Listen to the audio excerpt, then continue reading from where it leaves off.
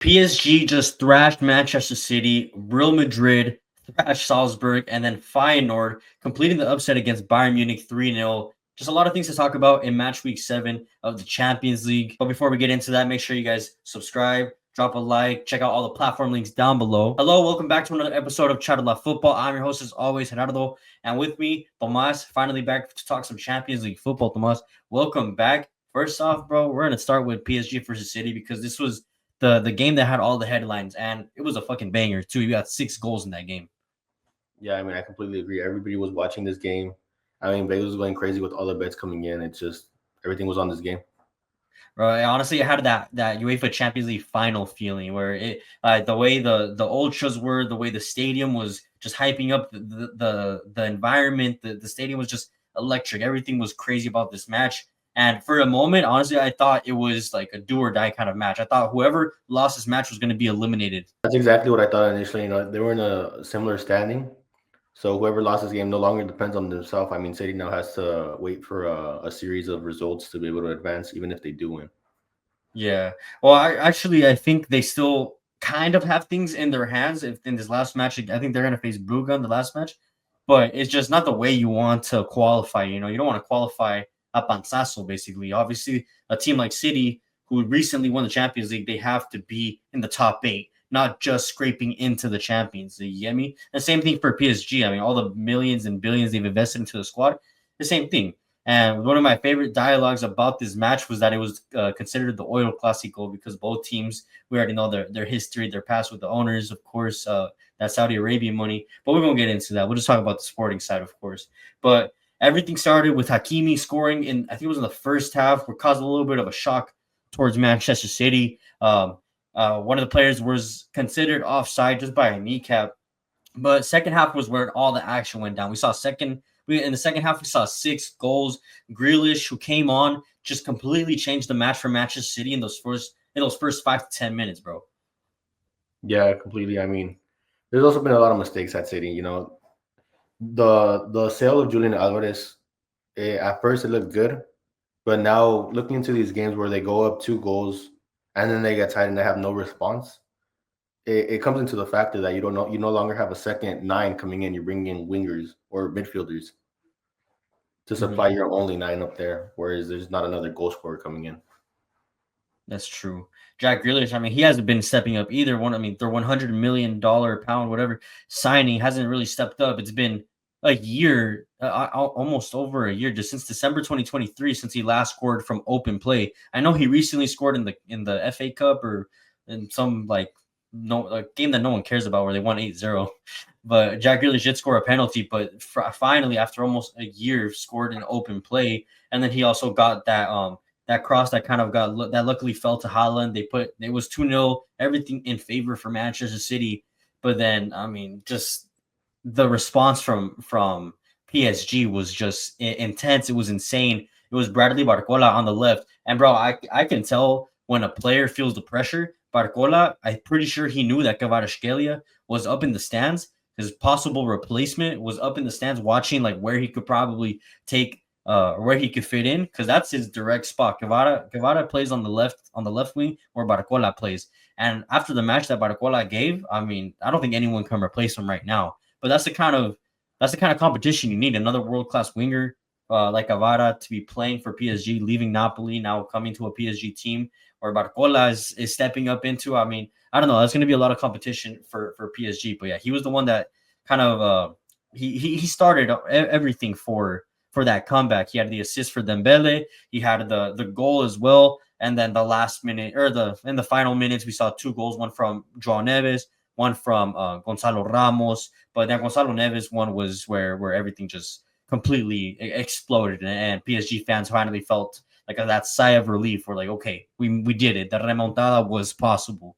So for PSG, obviously, they still need to get one more win against Stuttgart to qualify. Same thing for City. It's still in their hands, but this match was fucking insane. No, yeah, completely. I completely agree. I mean, that last goal really summed up what the game was. A City mistake leading into a PSG goal, which really was the whole game. I mean, City not being able to defend the chance that they do, where as every mistake it looked like seemed into a PSG goal. Yeah, dude, it's crazy. Like, what's up with City right now? Just completely giving away matches. I mean, we saw the same thing against Brentford, up 2-0, and then in the final 5-10 minutes, they gave 2 goals up, and it was 2-2 for Brentford, and that was just if it wasn't last week, it was just a few weeks ago, I believe. And then now with this match, same shit, bro. Like, what the fuck is going on? Like, why can't they hold the lead? I actually think it's just the absence of Rodri and the fact that John Stones isn't completely healthy. I mean, it really comes into effect right now. I guess, but like maybe I think it's more mentally, if anything, bro. I mean, I can't say if any of these two players. I mean, John Stones did come in the final few minutes. It was through him where I think Joao Neves scored. It was a ball that he did not clear away right away, or just kind of like went right behind his head, and it was Joao Neves to get the goal. So I don't think it was a player specifically. Maybe Rodri for sure is one that they're definitely missing. But we've been saying that that's been the discourse for Man City's whole season. They can't just rely on one player, bro. This is a mental thing that they're going through. But yeah, fucking insane first match. Now let's go to Madrid, where they're faced off a 31st Salzburg, who are in 31st place. Real Madrid were coming into this match in 22nd, and yeah, just beat Atalanta, who are on fire. Who are on fire in the Serie A. Real Madrid. I mean, today they showed their dominance. They scored 5 goals. Really, there was no threat from Salzburg. It was the Madrid show. We saw Samba, we saw Mbappe, we saw fucking Bellingham with 2 assists. But let's talk about the 2 Brazilians real quick. Rodrigo and Vinicius, 2 braces from each of these guys.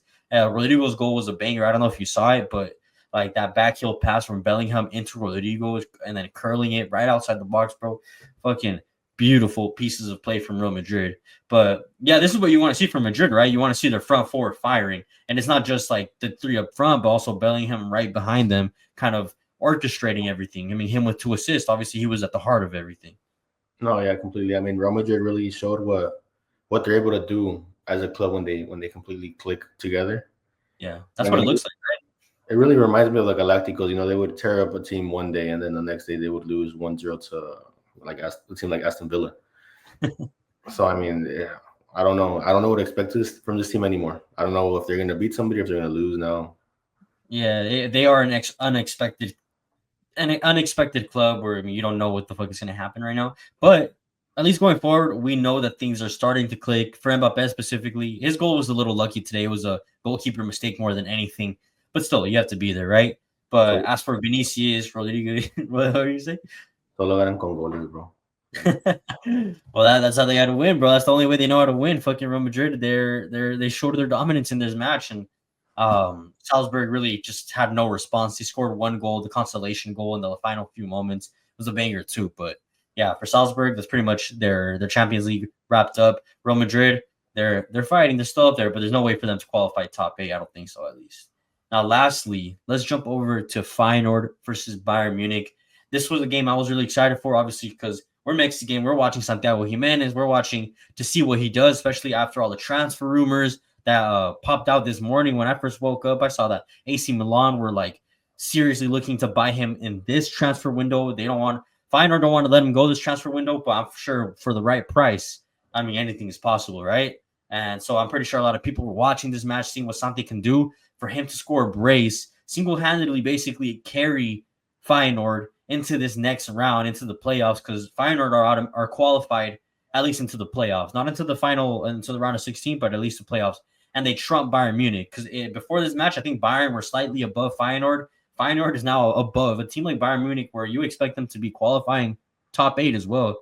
I mean, it was just insane, and it was a historic result for Feyenoord, a historic defeat for Bayern and Vincent Company. I mean, bro, it went all wrong for Bayern Munich. Let's start with that first. Like, what the fuck is going on with Vincent Company's team? What the fuck is going on with Bayern Munich in the Champions League? Because we already talked about this in the league. They're doing well. They're 4 points above Leverkusen right now. But with Champions League is a different story. I honestly wouldn't know how to respond because they look so good in the Bundesliga. Like they're consistent. They only have one loss. They only have one loss. I don't think they've lost at home.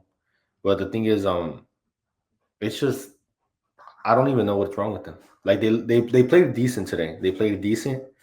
It's just I feel like finally the chances that they had, they just took them. Yeah. And That's like pretty much it. Bayern just gave up too many chances. Bro, did you hear the stats? I mean, I don't have it on me specifically, but I heard that I think Bayern Munich had like over 30 shots on. I don't know if they were on target, but had over 30 shots. And to not score at least one goal, bro. I mean, talk about like first the resilience from Feyenoord, but also the lack of efficiency and consistency from the front line, at least in the Champions League, coming from guys like Harry Kane, Olise, Nabri, Leroy Sané, like like Jamal Musiala too. I mean, these are world class players. We're not talking about like up and coming promising players or players like who have potential. Like these guys have already established themselves in world football, especially like someone like Harry Kane, bro. The direct stats are 30 total shots, 6 shots on targets. Feyenoord had 3 shots on targets. 3 of those were goals. Fuck, that's the difference right there. They have someone like Santiago Jimenez up top. Yeah, the big chances where they had more people forward. That means they have more players forward than defenders. They had 10 big chances, and they missed all 10 of their big chances. They had a total of 90% accurate passes and a total of 80% possession. 13 corners.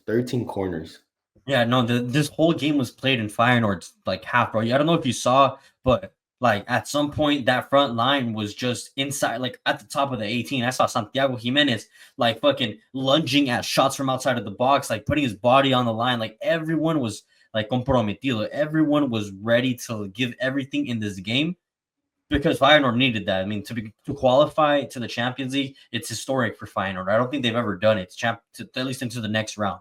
So I mean, this obviously was a historic result for them, and I think as for Bayern Munich, just their biggest problems is the defensive line. And I'm not looking at guys like Alphonso Davies specifically. I mean, we know that he's one of the best left backs in the world, but look at like Upamecano and Kim and Jay, bro. They are atrocious. They are horrible positionally. Like, yes, they're Upamecano's a quick player. Kim and Jay's, I mean, he's huge. He's not that fucking fast. But I mean, you saw in that second goal the way like Kim just looked completely exposed when Santi just like overtook him on the run and with that beautiful touch. I mean, bro, I mean, this Bayern Munich team defensively, I'm not used to seeing a Bayern Munich that are defensively just like fucked. You know, I'm not used to. I'm used to seeing a tough Bayern Munich defensive line, and this is not it. No, yeah, I completely agree. I mean, at Bayern, seeing Bayern, we're used to a strong defense, always a strong center defensive mid, and just a 9 that's able to finish. That's something that we're always seeing at Bayern Munich. Now they have a really strong midfield. You know, Musiala in there. Musiala is so good, bro.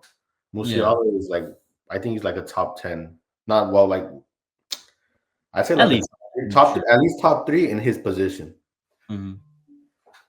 And I completely think that. And with a player like that, it's just not to disrespect Feyenoord, but they don't have a player like Musiala on their team. And for Bayern Munich to have a player like Musiala on their team and not be able to finish any chances with him there, creating those chances, opportunities like that, you know, it's difficult to see, bro. Yeah, I don't know what the fuck happened with Bayern in this match. They're 15th, Feyenoord 11th, and yeah, let's just look at what would have happened if the Champions League were to end right now. So there's still obviously one more match week to play, the 8th one, where everyone is playing at the same exact time. So that's going to be insane to watch. I don't even know how I'm going to be able to keep up with all that. But let's just say the Champions League were to end right now. If it were to end right now, the draw is like this for the playoffs. We're looking at 9th place Aston Villa versus 10th place Monaco, which is a repeat of the match that just happened yesterday where Villa suffered a defeat 1-0. We're seeing Feyenoord versus Lille. I think that'd be a very interesting match, the battle of the CONCACAF strikers and Jonathan David and Santi Jimenez. Brest versus Borussia Dortmund. That's a good one right there. I like that one because Brest are like the wonder team this season, and then Borussia Dortmund last year were the underdogs as well, going to the Champions League final. And then this is where things get interesting. Bayern Munich versus Real Madrid. That would be a fucking banger of a qualifying match. I think that one's a high stakes for both teams. Sporting versus Stuttgart, Benfica versus PSG, PSV versus Brugge, and then Juventus Celtic. So that would be the games right now if the Champions League were to end.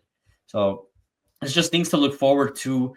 You know, thinking with this next match week to play, I mean, really anything can happen. I didn't expect for the Champions League to be this crazy. I mean, something I already said and mentioned in the previous video was that In the Champions League, I didn't think they needed to change it into this format, but actually, I'm starting to really love this format. I don't know about you.